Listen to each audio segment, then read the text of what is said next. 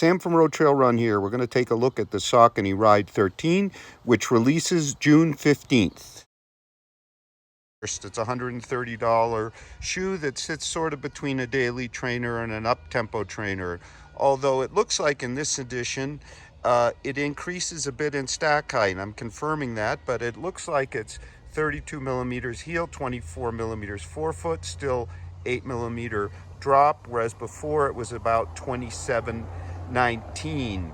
The key features: we now have Saucony's PWRUN TPU EVA blend that you'll find also in the Road Kinvara latest editions and the Guide 13. It loses the ISO fit uppers, as all Sauconys do, for an engineered mesh upper. It's pliable, it's soft. I'll tell you how it fits when I try them on and run them. We have a nicely padded and soft down below tongue with more substantial material up near the top here. And we have, always hard to show, a gusseted tongue. Also, the crystal rubber outsole on the forefoot is now replaced with blown rubber. It's nice and thick. It feels quite firm to the touch. We'll see how it runs. Very cool. You get two sets of laces. The lime is a little longer and stretchier than the black, so you can customize your fit and look. Okay, quick first few comments about fit here and sizing. Definitely true to size. It's more a performance type fit. The toe box is not the widest, but it is true to size. You'll note I've mixed and matched my laces. The midfoot is well held by that inner gusset. Overall the midfoot seems roomy. I sense the toe bumper keeping me well on the platform. Okay, about 3 miles into the first run. A couple more comments about fit. In the ISO 2 and 1, several of us felt that the midfoot hold on medial side was really quite poor, with the ISO band stretching way down. That is no longer the case here. This is a rock solid hold from front to back. There's almost the ASICS-like clutch at the rear. The lace up has been easy. I think maybe if you have a wider foot, the green laces are a bit stretchier, a bit wider, maybe work better than the black for a wider foot. I have one on each foot. In terms of the ride from our PWRRUN foam here, it has a bit more rebound for sure than the old Power foam that was in the prior ISO versions. I feel there's more cushioning here overall, and that may be because of more stack also. It is still a firmer, kind of more responsive ride, and a lot of the response in the front is coming from that forefoot rubber. The forefoot is very, very stable, yet it's flexible. It's kind of a neat combination, but the rubber is quite firm, and you feel kind of that platform from it. The rear stability and transitions impeccable here. So I'm thinking at this point, very early, and we'll have our full multi-tester review, that it is really a complement, if you will, to the Kinvara, maybe as a more daily trainer oriented shoe, if you prefer kind of a firmer ride. If you thought the Triumph 17 with the PWRRUN Plus, the bouncier, was maybe a bit too soft and mushy, this might be your up-tempo shoe. It could also be a good complement to the Endorphin Speed, which is bouncier and much lighter, as sort of more a daily trainer kind of shoe. So it's quite an update. One last comment: breathability. It's about 80F or 26 centigrade, and they're fairly warm. This engineered mesh upper is quite, even though it's pliable and soft, is quite dense, and you've got that gusseted tongue also, but no big problems with that. So I'm back from my second run in the Ride 13, and the weather, as you can see, is now gray and stormy. About 12 miles on the shoe now. let's talk about some conclusions. I tried to finish the video the other day, but a big storm blew in. So let's talk some conclusions here. Well, the ride here is just fantastic. The PWRUN has a decent amount of rebound. The shoe is a neutral, but it's very stable. That forefoot rubber in combination with the deep grooves provides both stability and flexibility.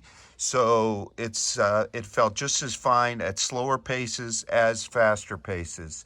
The overall hold with this new upper without the ISOFIT is just fine. I'm super thrilled they got rid of the dull crystal rubber. This is one fine all-around trainer. Now, in looking at it, we've got to realize that it has more cushion and more stack than it used to. So it leans, and it's a bit heavier, more towards a daily trainer than the prior versions did. Now, so in conclusion, the Ride 13 is a fantastic option. Let's say it isn't the fanciest of shoes, but the PWRUN midsole here is just a wonderful shoe. The outsole provides response and flexibility along with stability. It's a great all-arounder. It will go on sale June 15th. It's a little heavier at about 10.1 ounces, but I certainly didn't notice it. Saucony's really on a roll in 2020. Now, in terms of the overall Saucony lineup, there's quite a few things to look at there. If you want more cushion and the same kind of feel, but with a rockered sole, not a flexible sole, the Shift, which is coming July 1st, is a great option. It's a 4mm drop. It has 38mm heel, 34mm forefoot, and a super rocking kind of ride. At the same 8mm drop as our Ride 13, you can get the almost 2 ounce, or even a bit more, 2 ounce lighter Endorphin Speed, which has just about the same stack height, also an 8mm drop shoe. So it has a bit more, 2 or 3 millimeters more stack, and it's also a rocker profile with the speed roll as in the Shift. And it may sound complicated, but we can talk about some of the other Saucony. If you want the same level of stack and cushion, but a bouncier ride, you can look at the Triumph 17, shown here, with its TPU, all TPU PWRUN Plus midsole. The 18, which is coming August 15th, will replace the crystal rubber with the same blown rubber as the Ride 13 and simplify the upper. The Guide 13 has the same PWRUN midsole, same stack height, but it adds a medial plate for a touch of stability. It weighs a bit more. If you want to go free and wild, you can go with the Freedom 3. So it has the all TPU PWRUN Plus midsole, so it's bouncier. It has the crystal rubber outsole that I don't particularly care for. Its stack is lower, so there's less cushioning here overall at 27.5 in the heel versus our 32 in the Ride. It has a slightly lower forefoot at 23.5, so it's a 4mm drop shoe. Let's also talk about a few other comparisons here. Let's talk about the Nike Pegasus 37. This is the women's edition, which has a lower PSI airbag than the men's, which is here. Now, the men's, if you will, has kind of a top-loaded feel from the airbag. It's right below the insole. So you kind of have to press down on with your weight and the force of your stride to activate it, while the women's has a lower PSI, it's kind of a smoother feel. I would say the women's is very comparable to the Ride 13. I think the women's Pegasus has maybe a little smoother transition, but I think the Ride is a bit more stable overall.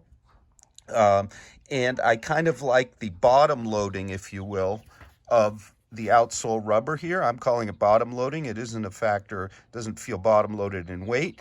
I like the response off the rubber as opposed to the top loading, although it's much more muted in the women's Pegasus than the men's. Some other comparisons. Let's look at the Cumulus 22 from Asics.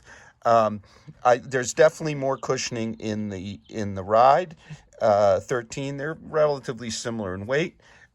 While the Ride's upper is fantastic, it's a bit heavier and denser than this very, very fine upper on the Cumulus 22. So I'd pick the Ride and the upper of the Cumulus 22, a little less cushion. Finally, similar kind of feel, but maybe a bit denser and a bit more vibration absorbing, with a little bit less flexibility. This is the Salomon Sonic 3 Balance. Equally stable. Again, lots of rubber. But even though it was one of my early favorites this year, in the kind of class of daily trainer, kind of all-around shoe, I think the Ride may top it in that area. Thank you very much for watching. We'll have our full multi-tester review of the Saucony Ride 13 at RoadTrailRun.com, and I hope you'll subscribe to our channel.